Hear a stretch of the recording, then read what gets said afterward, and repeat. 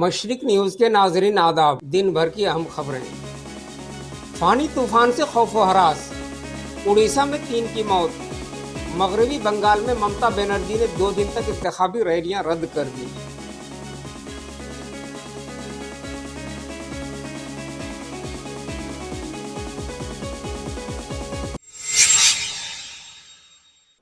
वाराणसी में मोदी की राह आसान नहीं, लोगों में है नाराजगी।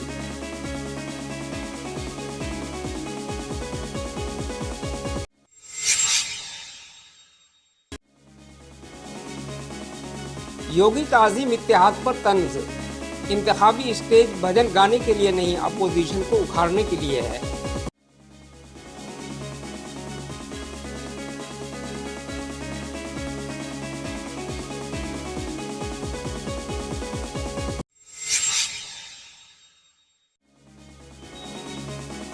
दिल्ली में आम आदमी पार्टी को झटका, गांधीनगर के member assembly Anil Vajpayee BJP में शामिल।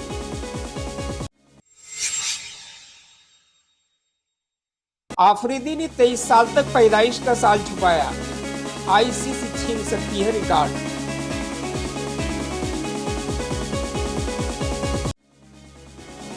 खबरें तफसील से।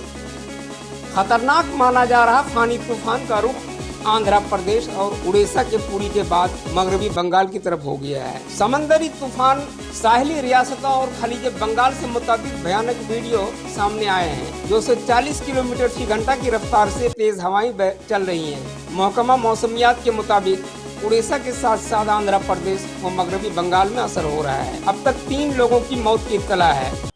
आमद और रफ्त मुतासिर हुआ है। 147 ट्रेनें रद्द की जा चुकी हैं। फानी तूफान की वजह से मगरबी बंगाल की वजीर आला ममता बनर्जी ने अगले 2 दिन तक तमाम इंतखाबी रैलियां रद्द कर दी हैं। उन्होंने अपने फेसबुक अकाउंट पर इत्तला देते हुए लिखा है, हम 24 घंटे तूफान की हालत पर नजर रखे हुए हैं। वाराणसी में इस बार पार्लिमानी इंतखाब में 2014 जैसे हालात नहीं है। मोदी ने वाराणसी को क्योटा बनाने का वादा किया था, लेकिन ख्वाब किस हद तक हकीकत में बदला, इसका जवाब मोदी को इस इंतखाब में देना होगा। मोदी 5 साल में 15 बार अपने पार्लिमानी हल्का वाराणसी में कई हजार करोड़ का प्रोजेक्ट लेकर आए और इफ्तिताह किया, लेकिन अभी तक बहुत काम अधूरे हैं। यादव समाज 1.5 लाख, दलित समाज 80,000 और मुस्लिम तकरीबन 3 लाख हैं। 2014 में समाजवादी पार्टी और बीएसपी अलग अलग थी। मुस्लिम वोट केजरीवाल की तरफ गया था। केजरीवाल 2,09,000 वोट लाए थे। अगर ये वोट एक साथ आते हैं तो चैलेंज बन सकता है। ऐसे में मोदी की राह आसान नहीं दिखाई दे रही है।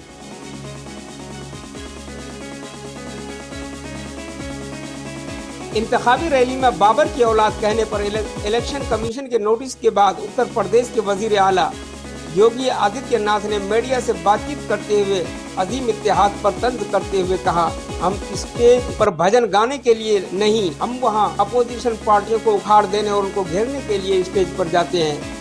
पीएम बनने के लिए कम से कम 272 पार्लिमानी सीट की जरूरत पड़ती है। 37 और 38 सीटों पर लड़ने वाले क्या पीएम बनेंगे? जब माया के साथ स्टेज पर होते हैं तो छोटी कुर्सी पर बैठते हैं, माया बड़ी कुर्सी पर बैठती है। ये तो है हालात।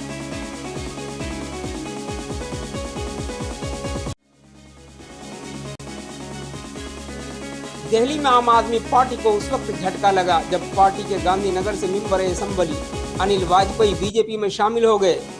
यह मामला पार्लिमानी इंतखाब का ऐसे वक्त हुआ है जब आम आदमी पार्टी के लीडर दूसरी पार्टियों पर मेंबरान असेंबली को खरीदो फरोख्त में शामिल होने का इल्जाम लगाया है।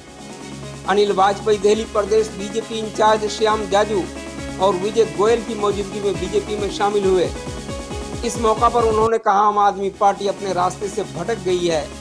सम्मान न मिलने और पार्टी में शख्सी तरीका से कामकाज से दुखी होकर उन्होंने बीजेपी ज्वाइन किया।